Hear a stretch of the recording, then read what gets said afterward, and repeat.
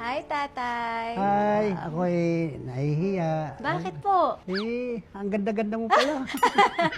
Sabi mo, sexy ako. Narinig ko yan. Oh, sexy, sexy. Sexy talaga. Ikaw, tay, joker pala. Hindi joker. Talagang totoo yan sinabi ko. Sabi ko, gusto ko makilala talaga yan. Naks! Yan ang tutulong sa akin. Bah! Sabi, ikaw pala si Ivana Alawi po. Kayo po si? Mang Rubin, tatay. Tumutulong ka raw sa mga hindi na ang trabaho. Tulad ngayon, hindi na ako makapagmaniho. Ilan taon na po ba kayo? Mag-77 na ako. Tatay, mahirap.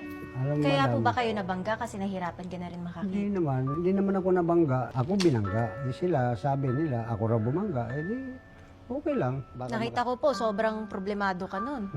Alam mo, ma'am, hinihiling ko lang sa Panginoon natin na sana may taong magbigay ng kaligayahan ng asawa ko at saka ako. Kasi ang asawa niyo po ay may Sakit na epilepsy. epilepsy. Ang gamot niya, Hindi ko na may maintain. magkano Isang po ang taon. gamot niya? Sa 20 pesos daw kuno. 20 Isang araw, pesos. 20 pesos. Hindi ko na kaya. Ang pangarap ko, magkaroon ng tindahan na maliit man lang, kahit maliit. Ilang taon na po ba kayo nagdi-jeepney driver? Ay, tagal na po. 50 anyos na. Papasalamat May ako anak sa... na po ba kayo? Wala kami, hindi ko inaanakan kasi... Natatakot ako kasi baka anong mangyari, masuportahan pati. Kasi ako, may edad na, matanda na. Minsan, Mahal po talaga magkaroon ng anak. Mahal talaga. May anak ko sa una, Dalawa. yun. Alam mo pala eh. Alam ko storya mo. Kahit kalahating kilong bigas, hindi man lang suporta sa akin. Ha? Oo, totoo yan. Kahit konting allowance? Walang talaga. Kaya ako napilitan na maghanap buhay. Nahirapan ka. Siyempre, binuhay mo sila. Pinag-aral. Pinag-aral hanggang nagkapamilya sila. Hindi ko malaman kung takwil na ba ang tawag sa akin eh. Ngayon. Tay, ang importante, meron kang asawa na nagmamahal sa'yo. At Tsaka sabi sa akin, pa, sana mayroong taong sabi maghintay-hintay ka lang, mabait ang Panginoon. Huwag kang mag-isip ng ganun. may regalo ako para sa'yo. Ano? Yung ganda ko. Eto na. Bibigyan ko na talaga yung totoong regalo. Ikaw, joker ka eh. So, meron muna ako ditong 30,000 pesos. Para sa'yo to.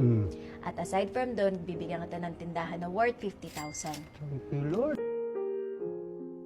Thank you sa'yo, Ivana. Bibili ko talaga ng gamot to. Ng gamot niya.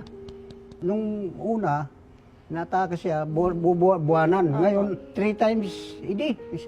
Pag uwi ko nga, inihipo ko agad yung ulo. Pag inatake, gumaganon, tumatam. Na syempre, hindi mo mabantayan. Oo, kasi So, nga pag dito. nabigyan ng tindahan, doon ka ha, magtitinda ka na. Pati siya, Tutulungan parang ka niya. tutulungan ako. Yes, ang importante para sa akin, hanap buhay. Yung pang matagal, Yun, mamatagalan. Ngayon, hindi ka na babiyahe. hindi na. At least ngayon, mas okay na yun. Pahinga ka doon, tinda. Kung ano yung pera, ikot mo. Ay, thank you, Lord. Thank you sa'yo, Ivana. Natutuwa talaga na mayroon talagang puso na nanggaling sa'yo. Bibigyan mo pa ako ng sa tindahan. O, ayusin na natin ha. Papahanap na ako doon ng sari-sari store sa lugar nyo para may kita ka araw-araw. Ayun. Naman tayo. Talagang hindi ako makapaniwala na ganito na nangyayari. Tay, papahatid kita sa Bulacan, okay? Para mapuntahan mo sandali yung asawa mo.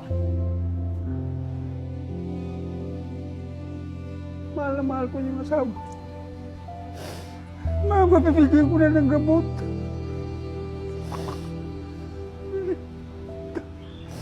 Rico, thank you. Thank you. Ganito lang ang buhay ko. Mayroong taong tumutulong sa akin ngayon. Thank you, Lord. Thank you, Ivana. At thank you din kay Rio kasi siya yung... Rio. Thank you. Thank you. Tawagan si Rio.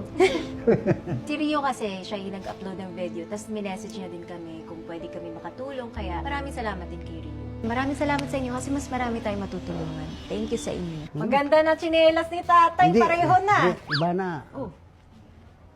Bago, jijinggil muna ako. Oh, sige, jingle ka. Nandito sila. Halika. Kala ko isasama niya ako sa Bulacan eh.